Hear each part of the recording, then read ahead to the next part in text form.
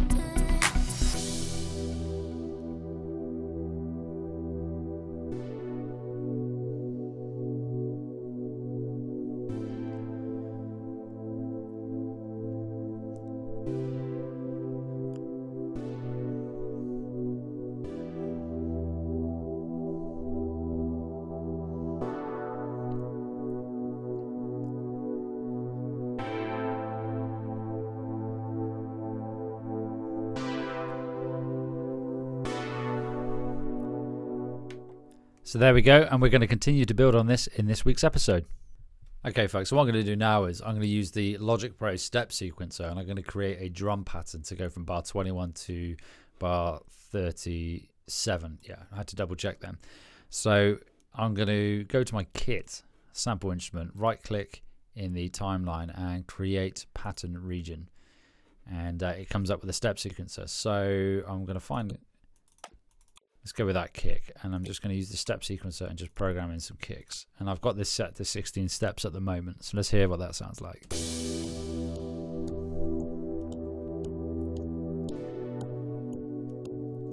So I quite like that, so I'm going to duplicate that. I'm going to leave it as it is. In fact, no, I'm not. I'm going to go in, and I just want to change the velocity, so I'm just going to loop this region. And I'm going to just change the velocity because I want there to be an accent on the first kick.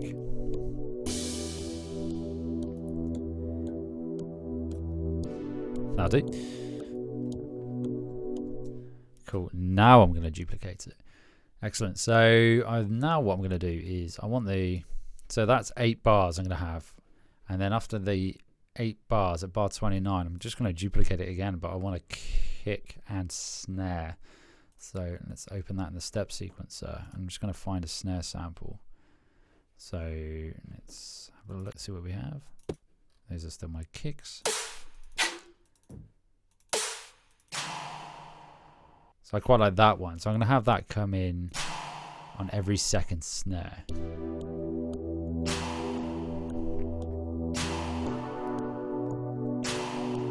In fact, I might leave it at that.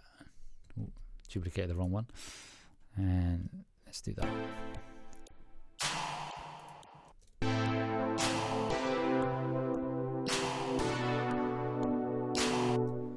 Cool. Excellent. So there we go. Really quick step sequencer, and I've got a kick and snare pattern.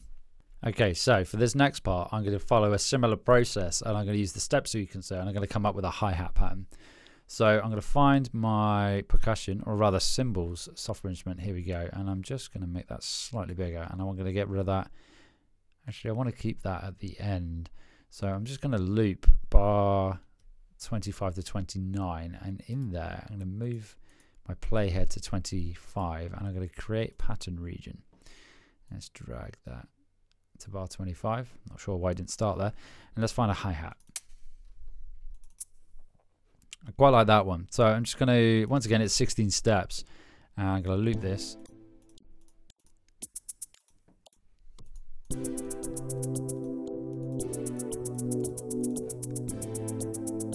Cool. Right. The great thing about this step sequencer is here, you've got this note repeat. So I'm going to put in some note repeats.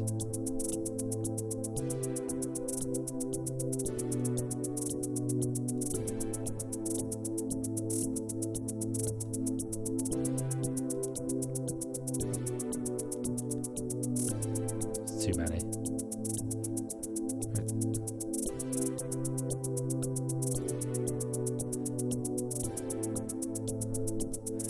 and maybe get rid of a few.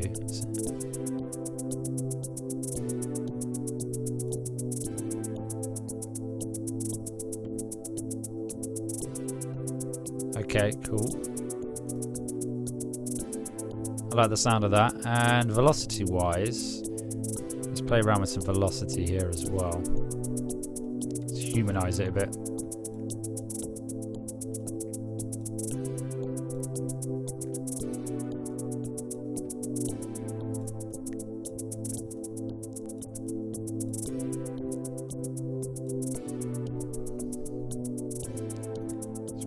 Just playing around with these velocity notes of this hi-hat. Let's get it somewhere roughly where I want it to be.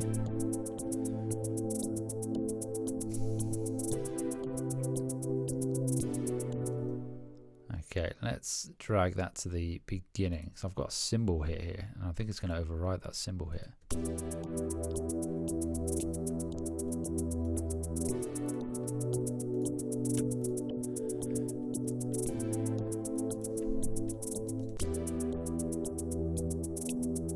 Okay, so I've got my hi-hat and my kick drum. And then at bar 29, it's going to come in with the snare on top of it, which is incredibly loud.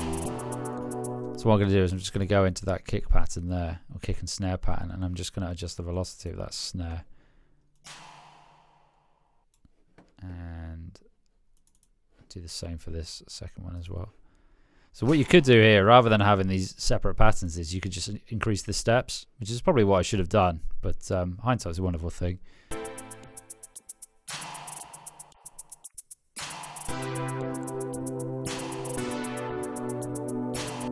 Cool, so there we go, a really simple hi-hat pattern using the pattern step sequencer in Logic Pro. Okay folks, so now what I want to add is an arpeggiated lead over this sort of bar 21 to bar 37. So I've got my pad progression, which has an automated high cut filter, which I did in a previous episode, and it's also got that tape walk effect as well. I've got my hi-hat program, or rather pattern, that I put in programmed just now, and I've also got my kick and snare. So I've got my lead summing stack here, and I've got an instance of Massixe, and what I've done is I'm using Logic's inbuilt arpeggiator, which is going up and down. I actually might change it so it's shuffled, and it's set at 1/16 in terms of rate. And I've got an instance of Massive, and I'm using this all hands piano keys patch that is built in. So if you're watching this online, and I'll explain it to you, I've gone through and I've starred, or rather favorited, all the piano key patches that I particularly like to make this easier. So it kind of sounds, it sounds like this. Okay, so that's the arpeggiator, and I'm going to change the arp back to how it was. So I'm going to go up and down.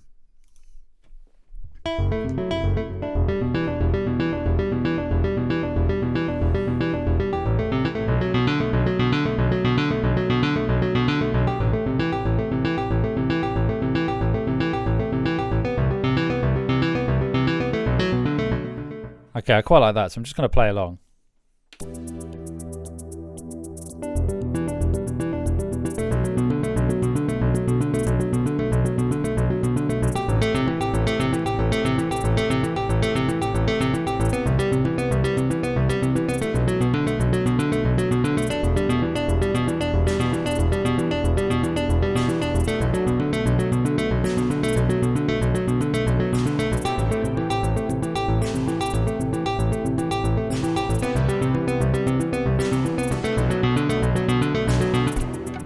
Okay, that sounds quite cool. So I'm now going to attempt to program it in.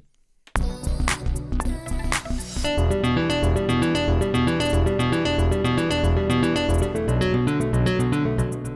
I'm just going to stop that one again. As you can hear with the first one there, I probably programmed it, or rather played it a bit too hard.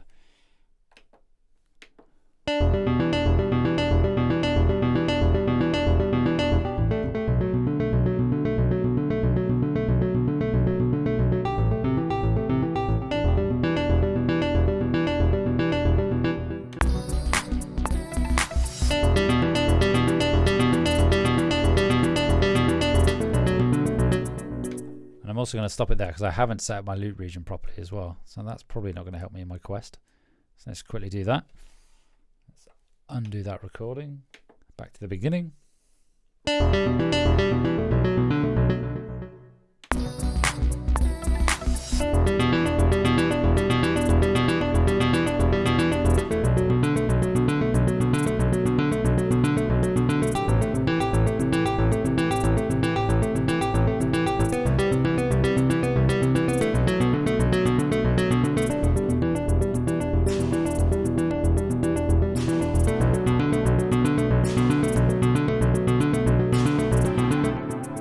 Well, I messed it up at the end there, but I'm going to use the first sort of 8 bars and I can just duplicate it rather than waste time recording it again. So let's go in there. I'm going to quantize this, delete that. As I mentioned in a previous episode, having the note labels in front of me really helps. Let's give that a play.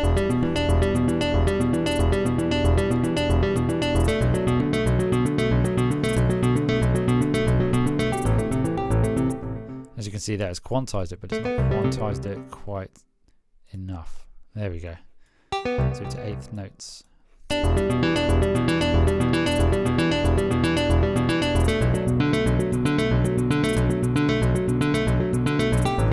Cool. So what I'm going to do now is this. I'm going to go into Scalar and I am going to MIDI capture that performance.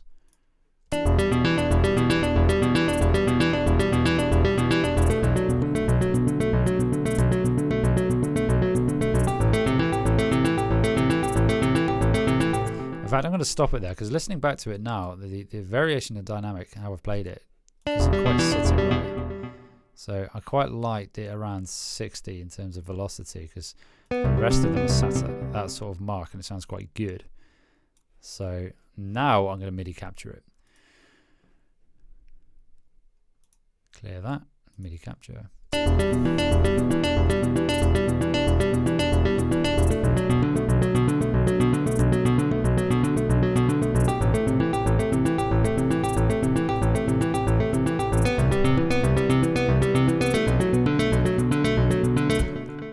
Stop that, and I'm going to drag that MIDI onto the piano, rather, yeah, the piano region, the lead.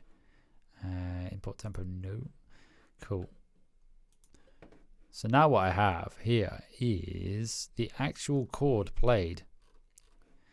If you're watching this online, you can see from bar 29 the actual chords are there in the editor window or rather the piano roll in the editor window, and you can see them. And if you go to the bars 21 to 29, it is just the single notes which are then triggering the chords in Scalar.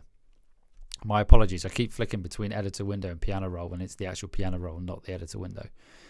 So if I click here, you can actually see the chords. So I'm just going to delete that and I'm going to put the chords there. So in theory now, if I turn off Scalar,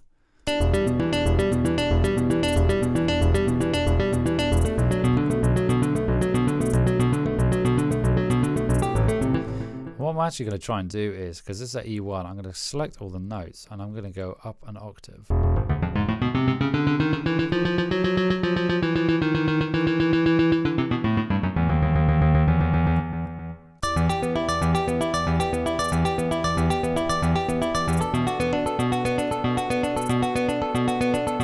Okay, Command and S just to save that, because Logic does have a habit of crashing.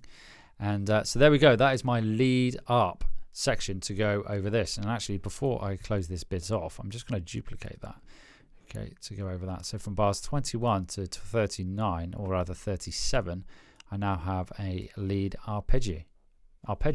There we go. Okay folks, so in the previous bit there I created the lead arpeggio, and what I'm going to do now is I'm just going to go through Massive and see if I can find a different sound for it, because although it sounded good at the time, I've moved it up an octave and I'm not particularly happy with the sound I've got. So I'm just going to cycle through.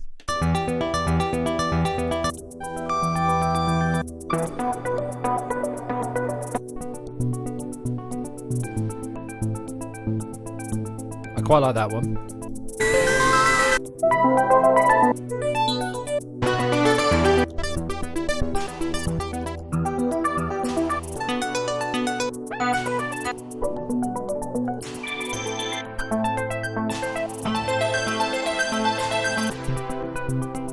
think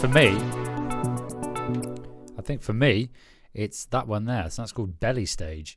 In fact, what I'm going to do is I'm just going to play through and play around with some of the parameters in it. So I'm just going to boost the cutoff. So it's about 200 hertz, maybe a bit of resonance. Actually, no, stuck that down.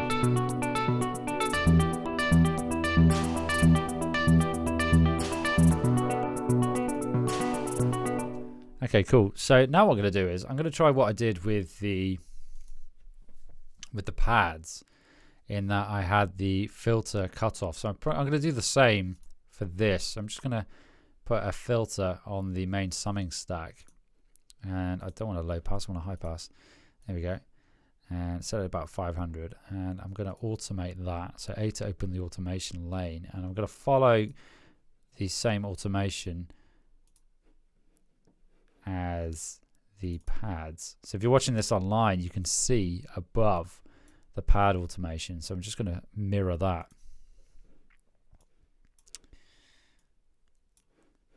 Let's see how that sounds.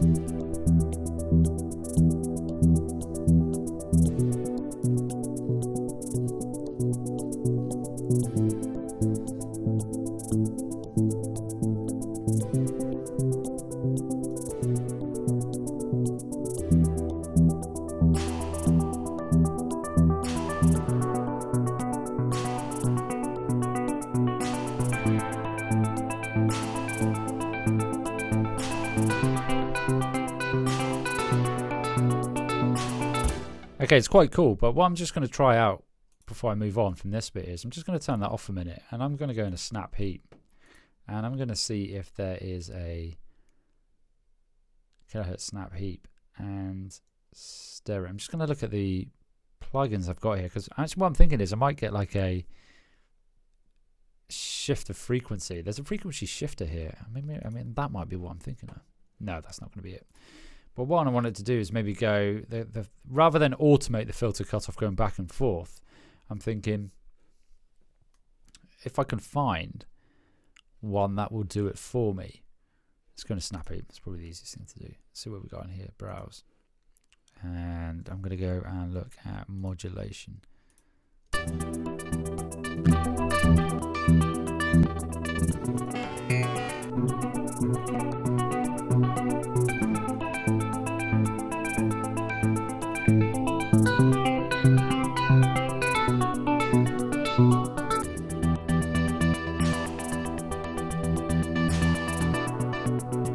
I quite like that. I'm just going to dial it back.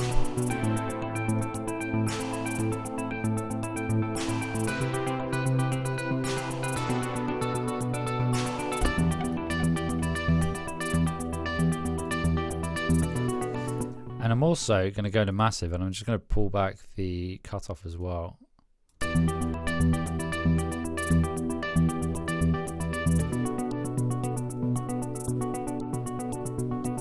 And I'm going to turn on the channel EQ high cut filter again.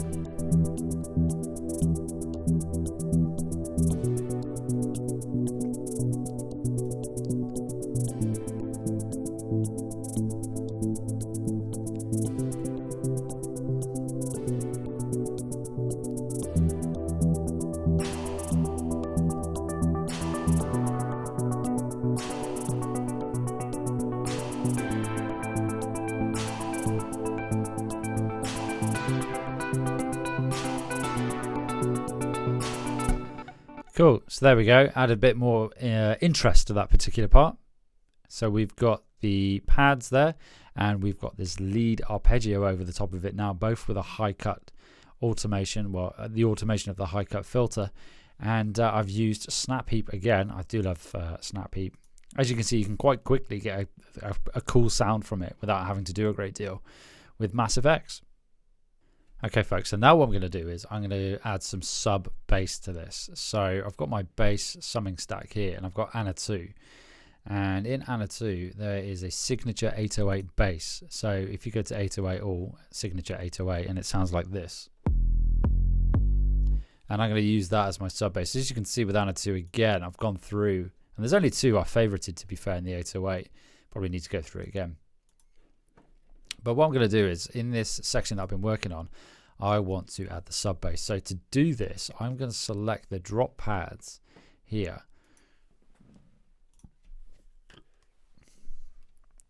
And I am going to grab Scalar 2, and I'm going to MIDI capture those chords.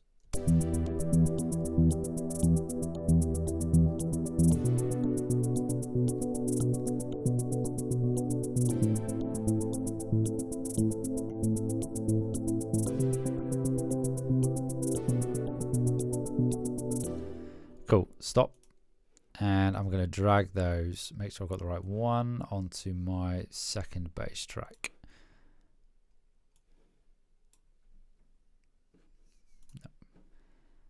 And I'm going to drag those across, drag them onto the wrong one, and make that a bit smaller, double click, and here we go.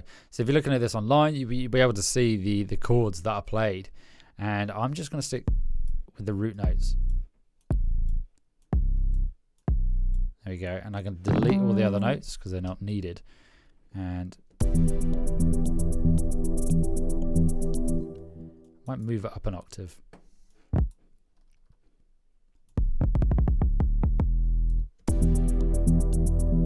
Yeah, there we go. Now we've got some bass. Everything comes alive with bass.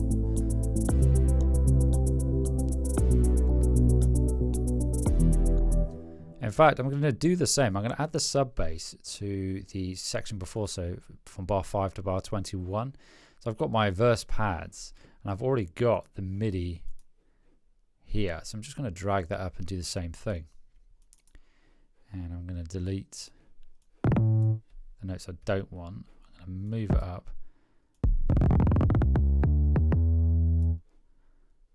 I think it was already at the right one.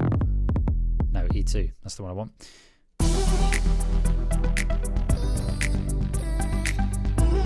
But I'm not going to have that sub bass coming straight away. With songwriting, it's a good idea to sort of break your songs up into 8 bars. So after every 8 bars, you want to either add or remove something to keep the interest going. So from bar 5 to 13, there's not going to have the sub bass. It's not going to have the sub bass. So let's see how that sounds. I'm going to go from bar 9.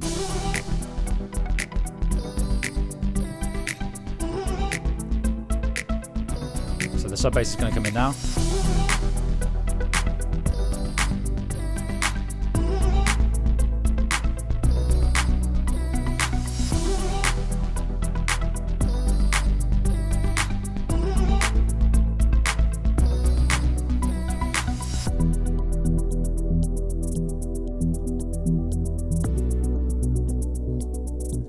Cool, I like the sound of that. So there we go, really quick way to add some sub bass.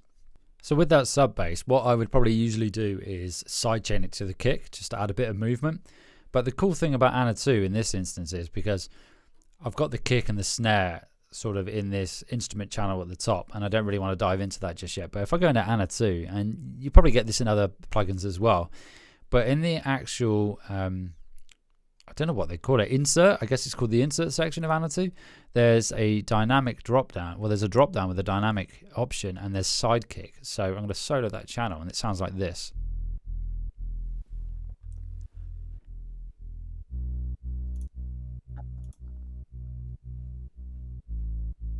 So this is without, and this is with.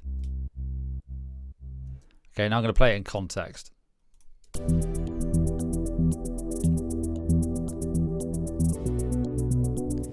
Okay, and the cool thing is, because I've got it side-chained, well, it's not actually side-chained, it's a side-chain kick, but it's actually synced to the host tempo. So it's falling in line, it's in tempo, it's not in tempo, it's in time with the kick drum already. So that's a really quick way just to get that sidechain effect. Let's try it with the bit before as well and see what that sounds like.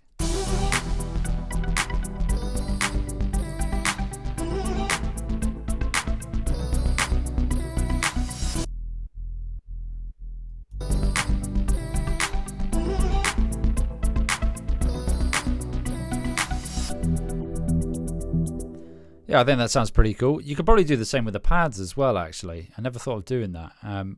But maybe I'll try. Actually, what pads have I got with Anna 2? I've got them here. So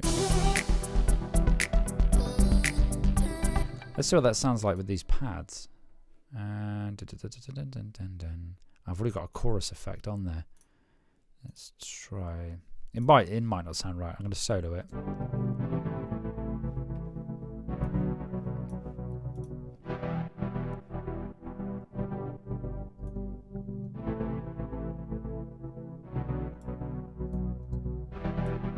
What I'm going to do is I'm going to put the dry wet all the way down, and I'm just going to play it in context and bring it in and see if it actually works, because it might not, but we'll give it a try.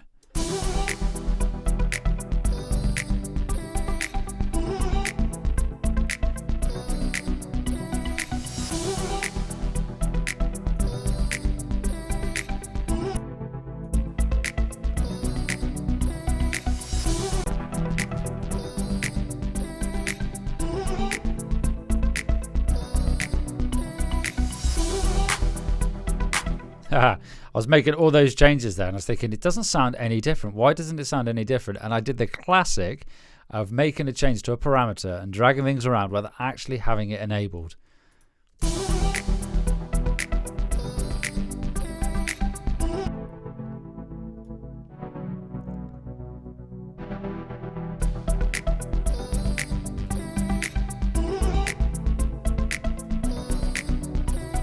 Okay, I'm just going to go into these MIDI notes actually, because it seems to die a bit throughout the performance. So I'm just going to go in MIDI transform and do random velocity. And I want to keep a bit of a humanized element, but I'm just going to make it a bit more. What are they at the moment? Sort of they're ranging between, Christ, anywhere between 23 to 75. So let's sort that out. We'll do the top as 80. Can't remember which way around it is. Do 75. There we go. Let's give that a go. Oh, I'm going to have to replace them all. Now it's more audible. So those MIDI notes to begin with. Yeah, the MIDI notes, what I had originally, because they're all over the place, the effect wasn't so pronounced, but now it is. So I'm just going to delete the other regions I've got there, and I'm going to duplicate that, or replicate. And I'm going to delete everything at the beginning, because I'm going to come back and create an intro for this at some point. So I'm just going to delete everything at the beginning there. So now let's try it.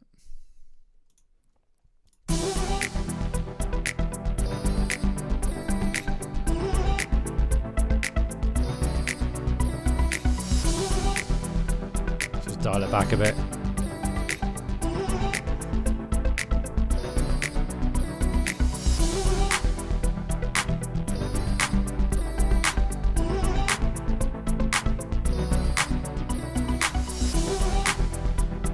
Then it's going to shortly come into the next section.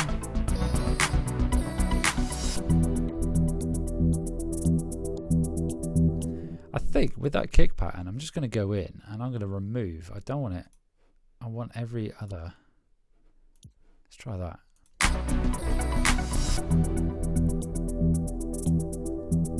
Yeah, that's better.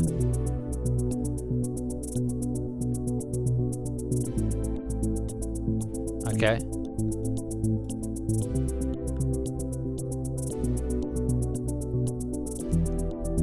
And I think there needs to be some more percussion there. So I'm thinking either claps or well, it does. It comes in with a snare, doesn't it?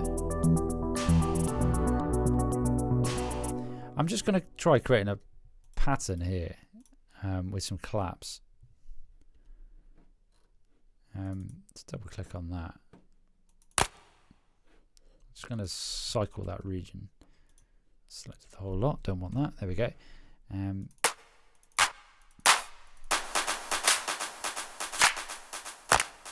Still got fresh air on. I'm just going to turn that off while I do this.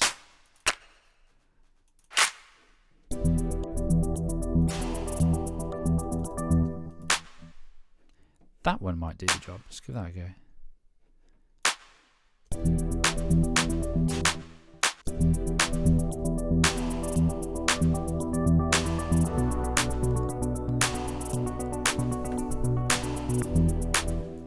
quite like that. The only thing I say is I think the velocity needs to come down again. There probably is a way to set it so the velocity doesn't start at 100, but that's another day.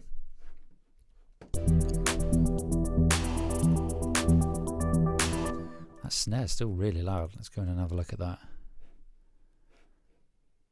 Something's...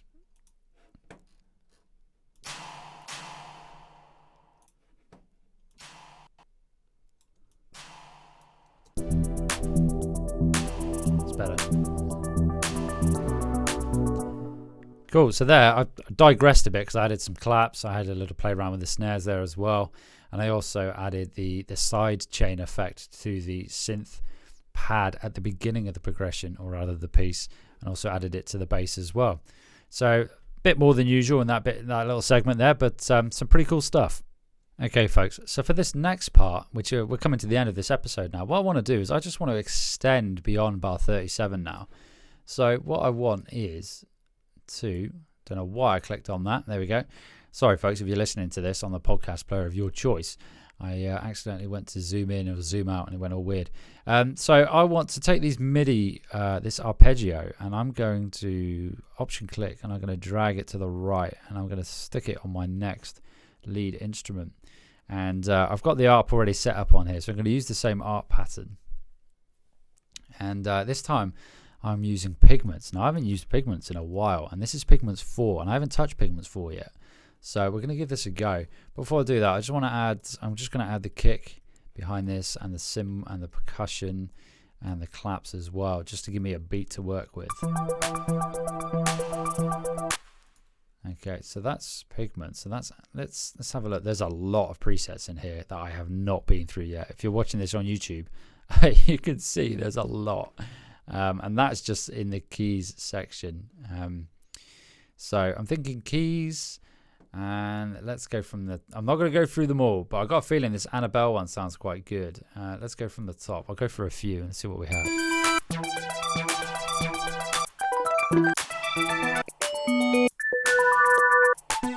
I tell you what, I really like this new sleek interface for Pigments. It looks very nice. So I quite like this Annabelle. So I think what I'm going to do is dial back the cutoff a bit. Pull back. And what I want to do actually is I want to use an LFO to control this cutoff. So I'm going to drag the LFO over to the cutoff for LFO 2. And I'm going to set the rate on this. Now when it comes to this, I never like freehand it with the hertz. I always go for sync just to make it easier on myself. I'm going to leave it as a, actually let's go with a sawtooth. Saw wave. A triangle wave rather, not sawtooth. Slap my hand. And I'm going to, I don't want free running. I'm just LFO2 sequence start. Let's try that. That's moving a lot.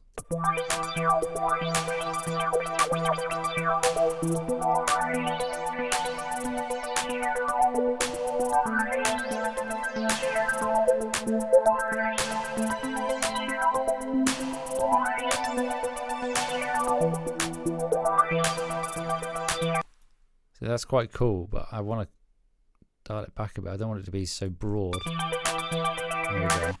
So I'm sorry folks, I'm still trying to get familiar with Pigments again. It's been a while since I've used it. So with Pigments you can go to the filter, the parameter, and there's a little sort of dial. That's how you control the amount of modulation or control this parameter is having on the cutoff.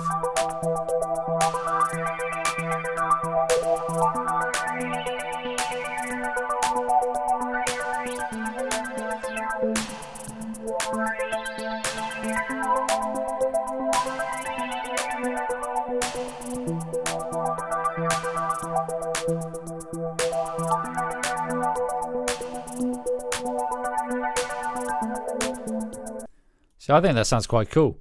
Let's stick the bass underneath it.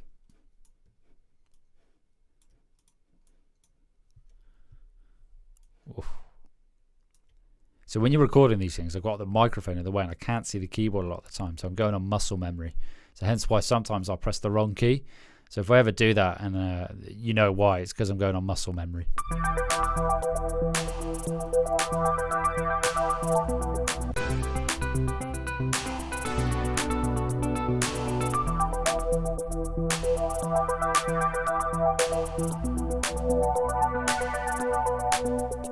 Let's play around with those parameters a bit more.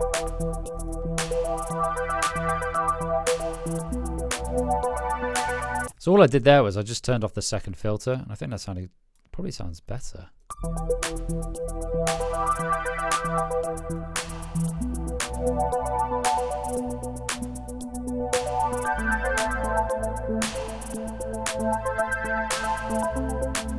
It's got the classic.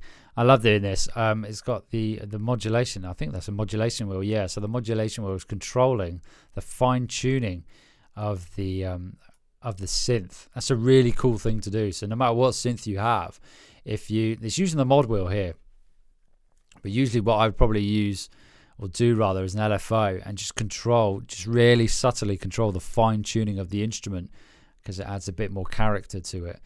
I'm led to believe it makes it sound more not realistic, but it makes it sound more authentic as a synth, because you've got that fluctuation. But I could be wrong. Either way, it sounds cool. Give it a try. I'm going to leave pigments for now. I kind of want a bass pattern to go underneath this. What bass pattern am I using earlier in the progression? Let's have a look. Keep using the...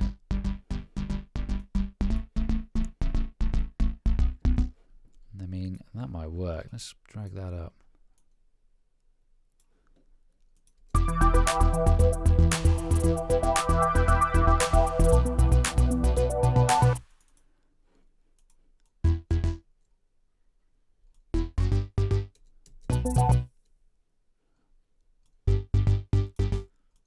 So I'm just playing around with notes here.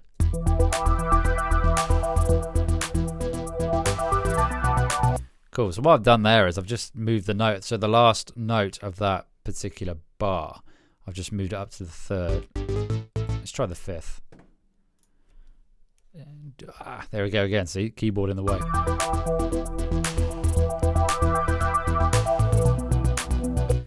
I think I'd prefer the third. Let's try that.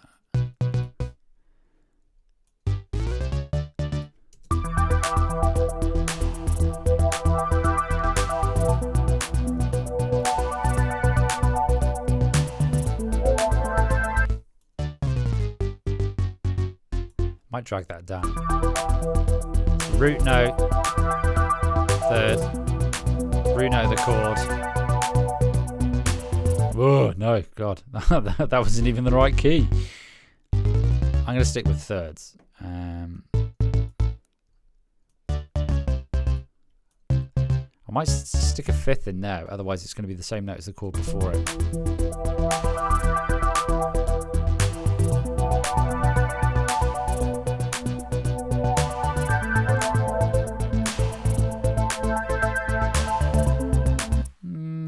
Maybe it needs to be the same. I don't know if this is going to work here. Let's try that.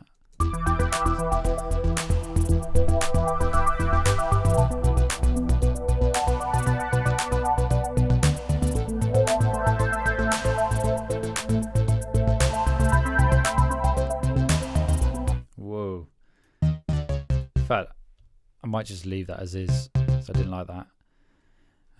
But what I'm going to do now is close the piano roll and delete that.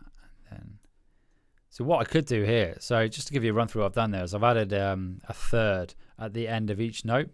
So from bar 37 to 39, you've got this sort of repeating chugging bass. Chugging is probably the wrong word. And then it does the root of E. And then it goes up. Just to add a bit of variation to it. And what I'd probably do then in the next bar, from bars 45 onwards, maybe it's just mix that up. Maybe use some sevenths or something in there just to make it sound a bit more different. Let's try that. Stick a seventh in there.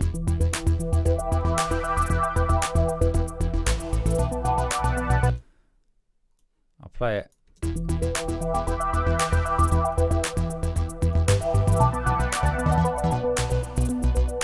So this is with the thirds.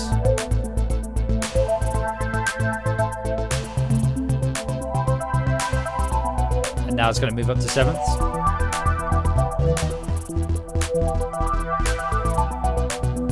Didn't help that I moved that note then. Maybe. That note wasn't right. Third, yeah. I said I moved it up to sevenths. It's not. I've actually moved it up to fifths. Sorry, folks. It's fifths, not sevenths. Get my counting wrong. Let's try it.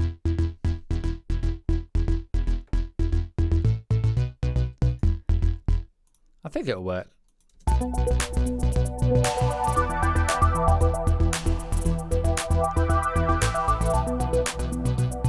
Yeah, a bit of variation.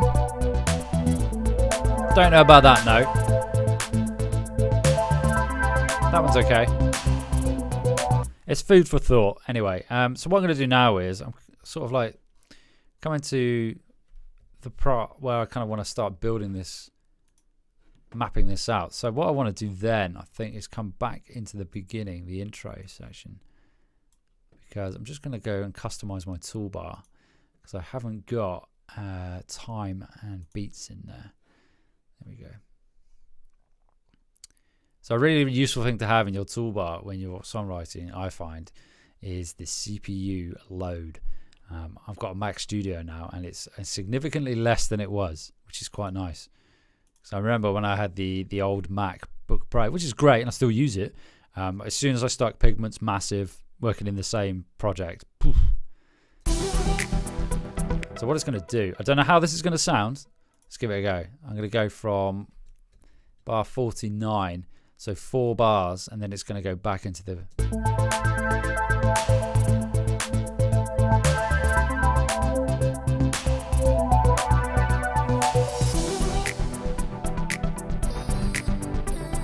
I'm not sure. At the moment, I think they might be sounding like 2 different songs, but I'll persevere and see where we get to.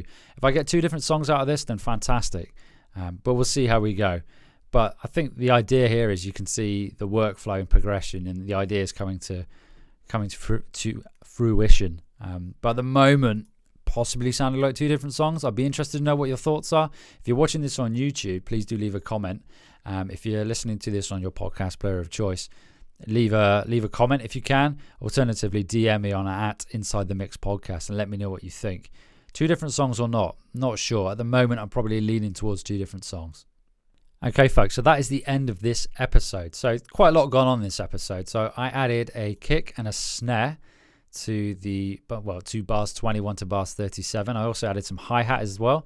So in that instance, or rather the workflow there was using the step sequencer in Logic. I then went and added a lead arpeggio in there as well. So I used Massive for that, and I used the inbuilt arpeggio built into Logic because it's inbuilt. And using too many words there, I think. And then I also added a bass or sub bass to it as well, using an Ana2 patch called 808 Signature, and it uses the sidekick effect in Ana2, which is pretty cool. And I also added that to the intro pads as well. What else did I do? I added some claps too to the progression from sort of bars 29. I then added another variation of the arpeggio using Massive from bars 37 to bars 53, and just duplicated the drums and percussion throughout. And then I've brought the intro sort of bars back into it at the end. And how many bars is that? 16 bars at the end. And at the moment, it's sitting around 2 minutes 21. I'm not bothered about the length at the moment because I'm still fleshing it out. There's going to be an intro, there's going to be an outro, there's probably going to be a bit more to it. But as I said previously in this video, whether it's 2 songs or not, I'm not entirely sure. But I think it sounded pretty cool. What I'll probably move on to next is maybe bringing in some more vocal chops in there as well and seeing what else we can do with that. But it's getting there. I think for me, what brings it to life and helps me map it out is actually having the kit there and being able to hear that as I'm songwriting. So even though it's just a basic sort of pattern that I've used, it just helps flesh out that sound. So I'd be interested to know what you think. To reiterate what I said previously, please do leave a comment if you're watching this on YouTube, or DM me at Inside the Mix Podcast on Instagram and let me know what you think. Next week's episode is going to take a break from the production. It is going to come back, but next week's episode is going to be the first Synth Pals Pub episode of the year. And it's a full house, and I'm excited about it. It's going to be a great episode. So that's episode 64 by my count. If you want to feature on the Synth Pals Pub, please do go to www.insidethemixpodcast.podia.com and you can sign up there under the free resources section. But that is the end of this week's episode. So what I'm going to do is I'm just going to play this sort of from the beginning up until bar 53 so you can get a flavor for what we have. So here we go.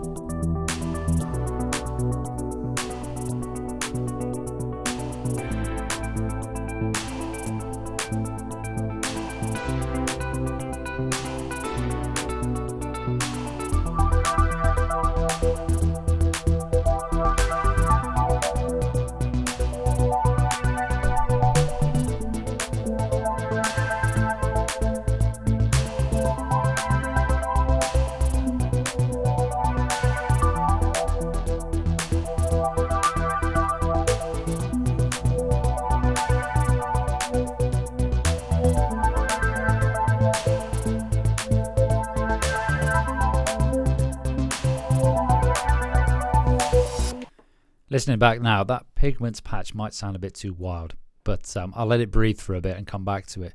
So folks, don't forget to leave a comment and let me know what your thoughts are. If you're watching this on YouTube, please do subscribe and hit that notification bell as well. And if you're listening to this on your podcast player of choice, please do also hit subscribe and look out for next week's episode. Just as a reminder, as I mentioned just now, next week will be the Synth Pals Virtual Pub, or the Synth Pals Pub, the first one of 2023. And then we'll pick up back into this project from episode 65. So look out for that. Thanks for watching and listening.